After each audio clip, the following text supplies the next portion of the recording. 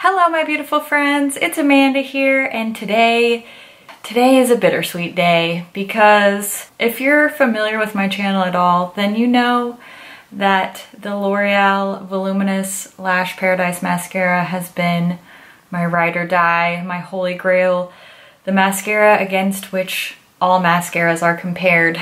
Does that sound overdramatic? Yes, because it is. But here's the thing, I love this mascara. I have gone through, I don't know how many tubes of it. I always go back to it. I've tried other mascaras that I've liked, but none have replaced it. And now CoverGirl is just coming for us. I feel personally attacked by this mascara. As soon as I opened this tube, this is the CoverGirl Exhibitionist Mascara, the very first thing I thought was, oh, that looks exactly like the L'Oreal Lash Paradise brush. And then once I compared the two, the CoverGirl brush is actually a more pronounced hourglass, and there's a longer bristle portion of the wand. Do you see what I'm saying? There's more bristles. Now, of course, the hourglass shaped mascara wand is not anything new. It's not like Lash Paradise invented that. I think most people really associate that style with the iconic Too Faced Better Than Sex. And you guys know I love my Too Faced, but Lash Paradise was it for me. This was it for me. So I cannot help but compare these two, and we're gonna do a side-by-side application. I'm gonna be applying the CoverGirl Exhibitionist Mascara to this side and the L'Oreal Voluminous Lash Paradise to this side. You can see up close in detail how these apply and what the finished lashes look like. I also want to make a note here. These are both completely brand new tubes. I just opened both of these today for the very first time. I didn't want to compare a new tube of one to a in-use tube of another because as we use mascara, the formula just tends to naturally dry out. So I wanted to do two brand new tubes. You know, every experiment's gotta have a control. This is as good as it gets on this channel. On this side, I'm applying the CoverGirl Exhibitionist Mascara. This is the washable formula. I don't really do waterproof. I just find it to be too flaky. I would also like to ask you to ignore that one eyebrow hair. She's going her own way. She's living her life. She did not want to conform. We don't have to like it, but we do have to respect it. So just let her live. That's super beautiful. On this side, I'm going to be applying my beloved L'Oreal Lash Paradise Mascara. Again, this is the washable formula and not the waterproof. I do find this to be a teeny tiny bit more dry compared to the CoverGirl Exhibitionist, but pretty close.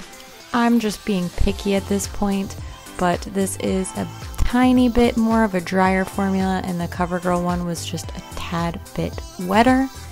When you look at the lashes side by side here, in my opinion, these look exactly the same. If you showed me this photo, I would say this is the same mascara on both sides.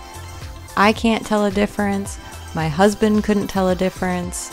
And I have to give it to the guy. He's pretty observant and he definitely plays along with the whole husbands of Instagram, husbands of YouTube thing. So we think that this looks exactly the same on both eyes.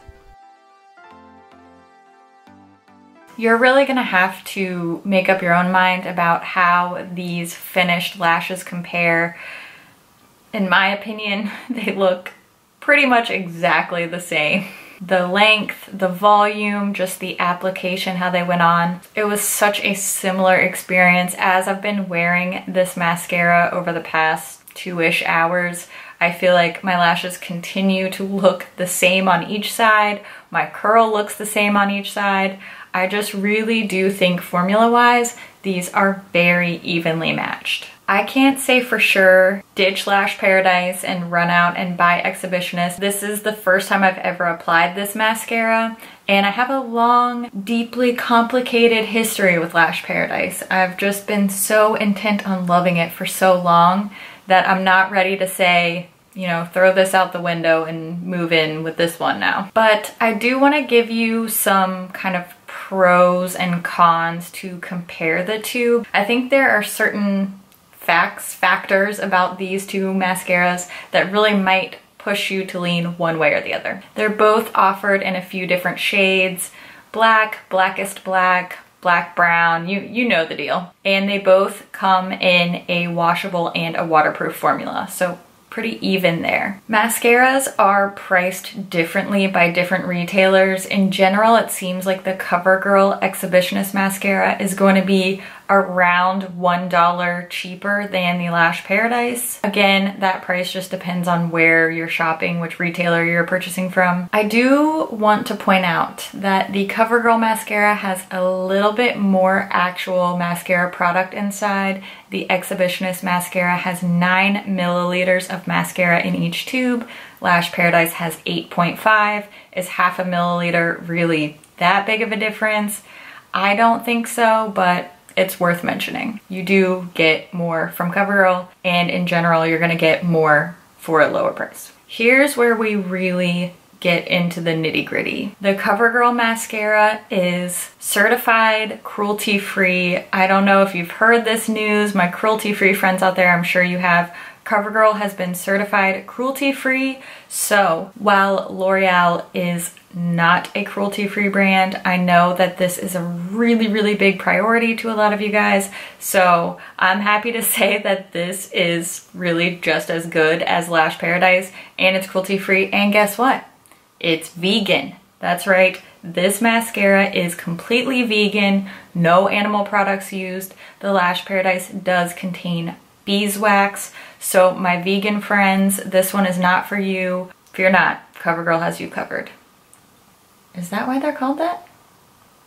The one major thing that I don't like about the Exhibitionist mascara is that it has a much stronger scent, fragrance. It's not scented, it just smells really painty. This smells like opening a can of paint. As soon as I crack the lid on this Exhibitionist mascara, I just get an overwhelming paint fumes type of smell. Now, once I've applied it to my lashes, it's not like my eyes burning and I don't smell it at all. It's just when I open the tube and I'm applying with the wand, I can smell that paint smell. As soon as the tube is closed, it's gone. But that's the main thing that I don't like about this. Lash Paradise, I don't know if it's just I've been using it for so long, but this just doesn't smell like anything to me. Like I said, I opened a brand new one today. If I like get in there and really sniff it, I can smell a mascara smell, but it is not an overwhelming like wave of mascara smell washing over my nose. Overall, I have to say, I'm really impressed by this CoverGirl mascara, and I know that my vegan and cruelty-free friends are gonna be so ecstatic over this release. I'm not ready to say it's replacing my Lash Paradise, but I am ready to say it's definitely up there, it's on par. Check the description box. I'm gonna write a little update how these wore throughout the day to see if there was any flaking, any smudging. Because I use the washable formula for both of these, I know that my Lash Paradise doesn't smudge. So check the description box to see if I have any issues with the Exhibitionist mascara. Now's the time when I want to hear your thoughts. What do you think about these two mascaras? Do you think they look exactly the same on my lashes? Are you running to your drugstore to go and pick one of these up? Leave a comment and let us know what you think. As always, thank you so much for watching, and I'll see you in my next video. Bye. I'm flustered, okay? Flustered. Ma'am? What's happening? Showing my age. Okay. Okay then. Revelations. Colors, so black, blackest black, Backstreet's back. That highlight though, such a perfect highlight. It's Amrezy highlight. Oh my gosh, you guys. Something terrible has happened. Look what I did to my Amrezy highlighter. Ugh, I could have slapped myself when I dug my fingernail in there. RIP, beautiful Instagram photos. I still used it though, and it still looks bomb. Anyway, back to filming this video. The shade of it all. Just because we're doing a lash close-up does not mean that we need a commentary on my eyeshadow. Is it boring? Did I blend it badly? Do my eyebrows suck? Do I have under eye bags? No one needs that negativity, okay?